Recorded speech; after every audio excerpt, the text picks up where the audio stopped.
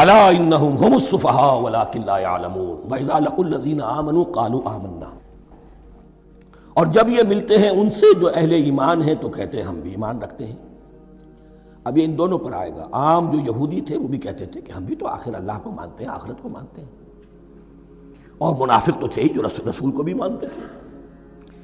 وَإِذَا خَلَوْا إِلَىٰ شَيَاطِينِهِمْ، اور جب یہ اپنے شیطانوں کے پاس خلوت میں ہوتے ہیں، اور یہاں شیاطین سے مراد ہیں اہل کتاب یہود کے علماء، ان کے سردار، یا عبداللہ ابن ابی جو منافقین مدینہ کا سردار تھا۔ اگر وہ کبھی ملامت کرتا ہے دیکھو تم تو معلوم ہوتا ہے بالکل مسلمانوں میں شامل ہی ہو گئے پوری طرح سے، تمہیں کیا ہو گیا، تم ہر بات مان رہے ہو۔ اب انہیں یہ کچھ نہ کچھ اپنی وفاداری کا یقین دلانے کے لیے کہنا پڑتا تھا، نہیں ہم انہیں بیوقوف بنا رہے ہیں، ہم ان سے ذرا تمسخر کر رہے ہیں، ہم ہیں آپ کے ساتھ ہی، آپ فکر نہ کریں۔ اسی لیے یہ دو منہ ہونا، نفق کہتے ہیں سرنگ کو جس کے دو دروازے ہوتے ہیں، باقی زیر زمین ہے۔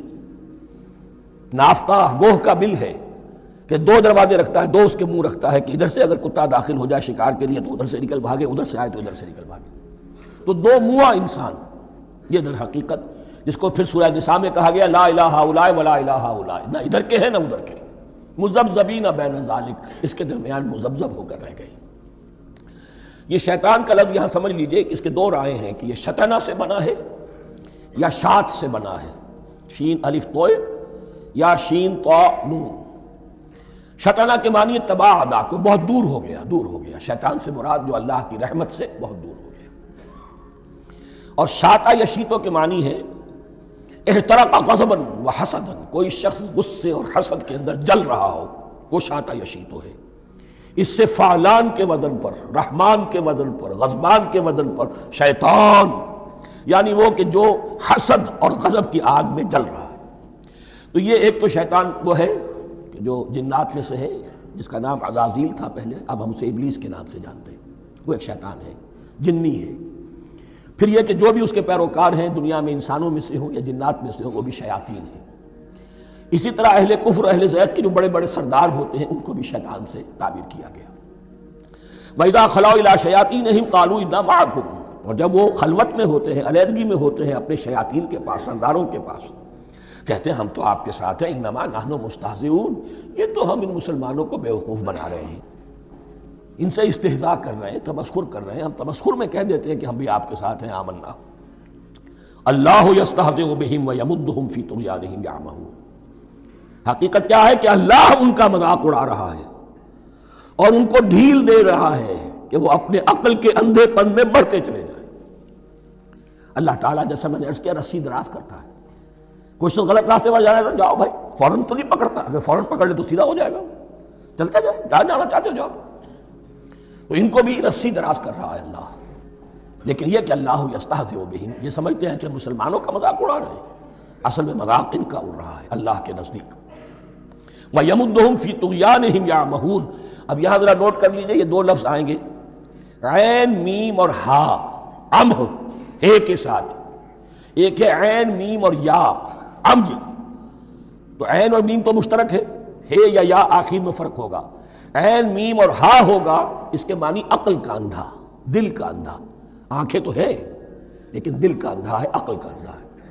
اور عین میم یا جو آنکھوں کا اندھا ہو، عمیون اندھے، اعمیٰ اندھا۔ تو یہاں فرمایا انا معکم انما نحن مستہزئون، اللہ یستہزئ بہم ویمدہم فی طغیانہم یعمہون، اللہ ان کو اس جو ان کی عقل کے اندھے پن میں جو یہ بڑھتے چلے جا رہے ہیں، اللہ بھی ان کی رسی دراز کر رہا ہے تاکہ یہ جہاں تک جانا چاہتے چلے جائیں۔ اولئک الذین اشتروا الضلالۃ بالہدی، یہ وہ لوگ ہیں کہ جنہوں نے ہدایت کے عوض گمراہی خرید لی ہے۔ دیکھیے بڑا پیارا انداز ہے یہ، ایک شخص کے سامنے دونوں آپشنز تھے، ایک نے گمراہی کو چھوڑا، ہدایت لے لی، چاہے قیمت دینی پڑی، تکلیفیں اٹھانی پڑی، آزمائشوں میں سے گزرنا پڑا، قربانیاں دینی پڑی، ہدایت لی، اور ایک شخص نے ہدایت دے کر گمراہی لے لی۔ آسانی تو ہو گئی، فوری تکلیف سے تو بچ گئے، لا الہ الا اللہ ولا الہ الا اللہ، دونوں طرف سے اپنے آپ کو بچا لیا، لیکن حقیقت میں سب سے زیادہ گھاٹے کا سودا یہی ہے۔ اولئک الذین اشتروا الضلالۃ بالہدی، ہدایت دے کر اور ضلالت خرید لی ہے، فما ربحت تجارتہم، تو ان کی تجارت ان کے حق میں ہرگز مفید نہیں ہوئی۔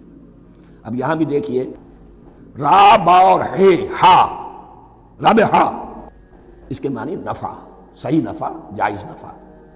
را با اور وا، ربا، وہ سود، وہ بھی اضافہ ہے، وہ بھی بڑھوتری ہے، لیکن وہ حرام ہے۔ ایک ہے تجارت کے اندر جو نفع ہو جائے وہ ربح ہے، را با اور ہا یہ نفع ہے جو جائز نفع ہے۔ را با اور وا، ربا، یہ کیا ہے؟ یہ سود ہے، یہ حرام ہے۔ را اور با مشترک ہے، آگے ہا، آگے اور با، اس کا فرق ہے۔ فما ربحت تجارتهم وما كانوا مهتدين، ان کی تجارت ان کے حق میں ہرگز مفید نہیں ہوئی اور نہیں ہے اب یہ ہدایت پانے والے۔